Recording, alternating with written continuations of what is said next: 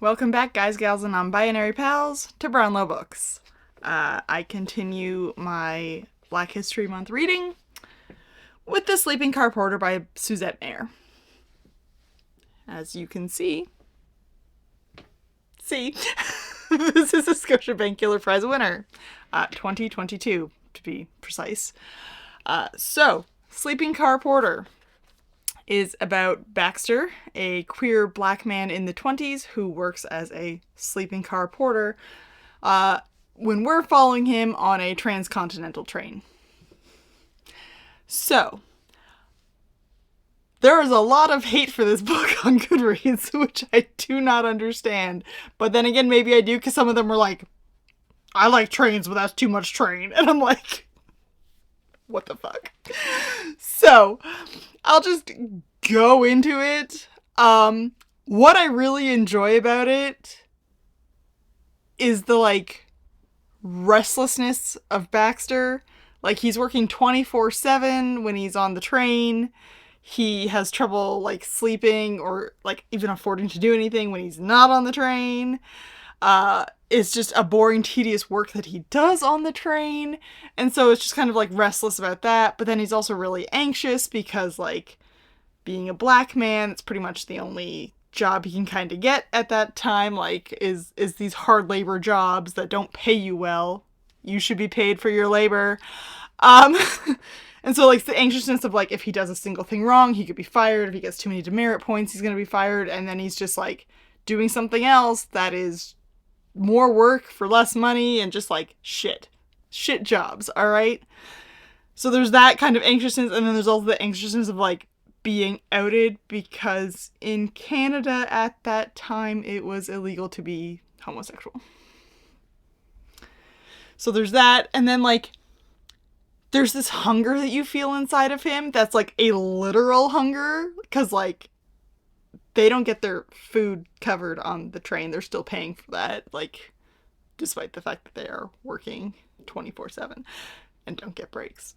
The 20s, okay. So yeah, there's this, hunger in him for, a literal hunger, and also, the hunger of, wanting to do better for himself. He's obsessed with dentistry. He's saving up to go to school to become a dentist after he found a dentistry manual on the train and has, memorized it. And so, he has the hunger that, I'm gonna do that. I need to get to that. So there's that. And then there's also, the hunger for other men. I did not expect this book to contain the word cock 3 times, okay? Gonna be honest. I did not expect that. And then there's also this thing, because he's working 24/7,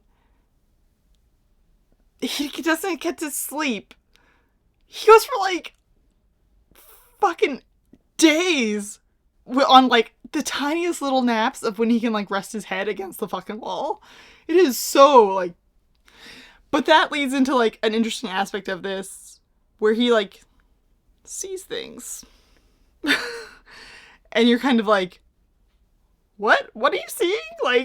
He's just so tired that he sees things. And it just adds an interesting element to this story of, it's not, magical realism, but it's just something odd and out of place that you're this adds something interesting into this, because it is a boring, repetitive job, and you are reading about doing his job. Very well researched, very historical. I have my own history with trains and dentistry, in that there was a train for dentists and other medical things, might have just been dentists, that went to Northern Ontario in the 20s and 30s to provide them with dentistry services, and my family was on it. So I have that cute little connection of weird things. So there is in the aspect of seeing things, he also sees the passengers. This is a really good people watching kind of book, where you're not because it's only from his perspective, you're not getting all these different people and backgrounds and things. You're just kind of like getting what he sees of them, which makes for a really interesting kind of thing. And then you're also getting like his memories and like flashbacks to other times or doing other things. And it's interesting in that way. excuse me, as well. And like,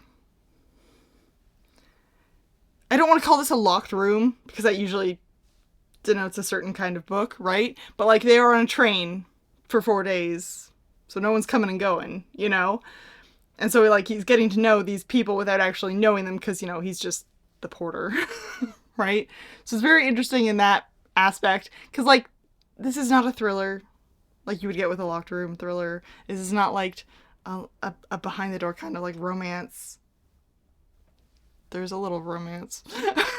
It's not a romance novel. Like, it's just a quiet story of like this guy's life for a couple of days.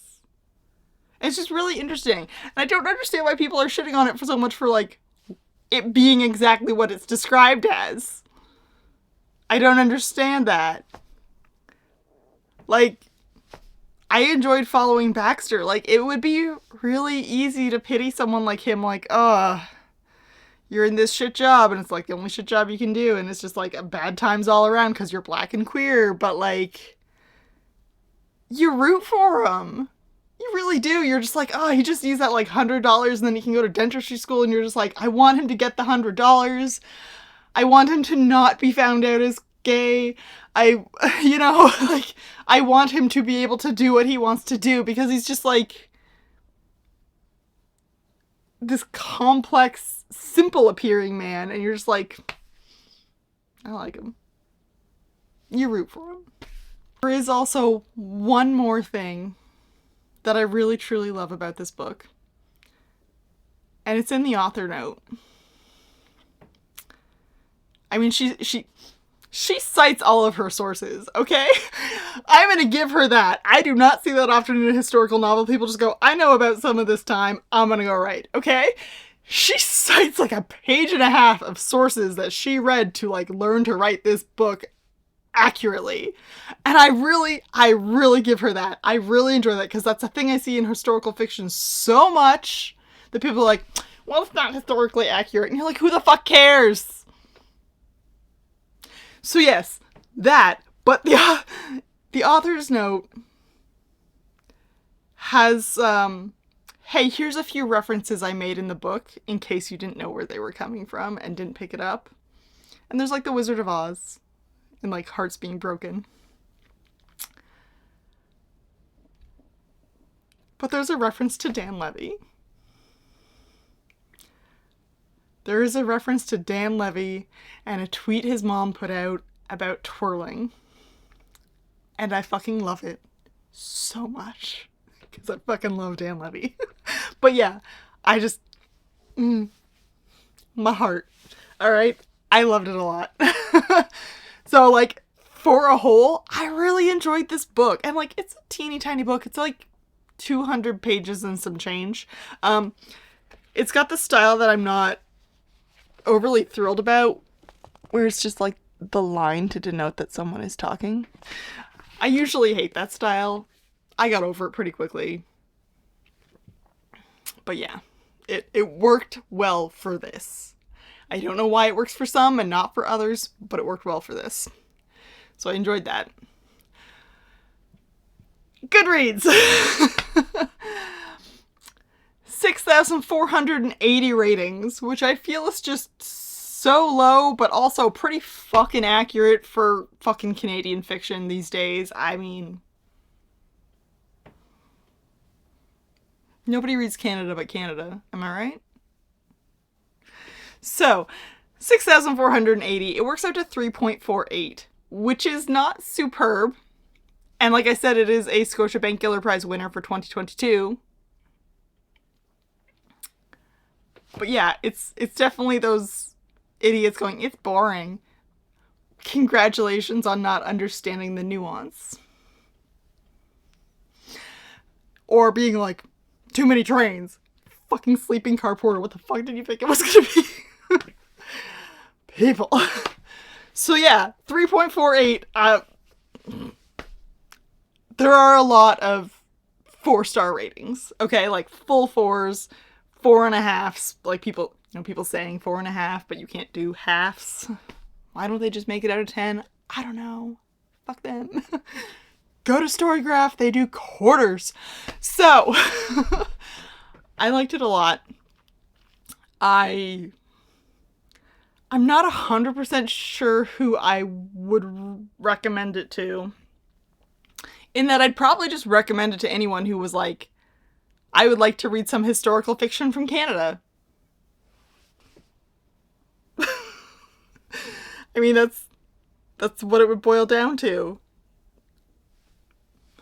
I would like to read some black fiction from Canada, if it's historical fiction now, whatever. Just this. I mean, I read it as a mood read, which was good. Because if I had to read this, like if it was Canada Reads or something, and it was like, okay, I have to like get through these, I probably would not have enjoyed it as much as I did. But because I picked it up as a mood read, I did really enjoy it. I don't know what else I can really say about this at this point. I mean, it is a wonderful story about a queer black man in the 20s, of all things. And like, you have such a cast of characters in it. And like, yeah, you don't know too much about any of them, but I think that's kind of the charm of like reading it the same kind of way he's living it, in that you are people watching. You're not getting to know these people. They're not your friends. They're not your colleagues. They're not people you're going to even interact with again, possibly, right? And so it's just the way it kind of goes. I really enjoyed it. And like I said, it's short. I mean, I split it over 2 afternoons, and it was like maybe 4 hours, 4.5, because I was enjoying it.